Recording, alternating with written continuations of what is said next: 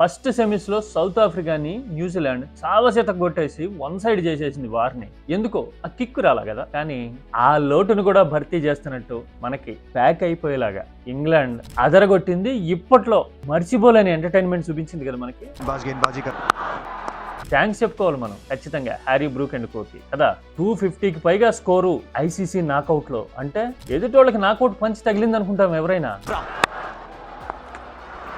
కానీ అలాంటి అంచనాలను కూడా తలకిందులు చేసి ఇంగ్లాండ్ ఫైట్ చేసిన తీరు వాళ్ళ బ్రేవరీకి కాన్ఫిడెన్స్ కి సంబంధించిన విషయం మాత్రమే కాదు, ఇండియా లూప్ హోల్స్ వీక్నెస్లు ఎంత బలంగా ఉన్నాయి అనేది కూడా ఎక్స్పోజ్ చేసిన విషయం కదా ఇది. అవునా కదా? మన బౌలింగ్ అంతంత మాత్రంగా ఉంది. బై గాడ్స్ గ్రేస్ 100 వికెట్లు తీశాడు అని చెప్పుకునే హర్షదీప్ సింగ్ ఏ బాల్ ఎట్లా వేస్తాడో ప్రార్థించుకోవాల్సిన పరిస్థితిలో ఉన్నారు ఫ్యాన్స్ ఇప్పుడు. Mystery spinner the great Varun Chakravarthy అయితే సరే.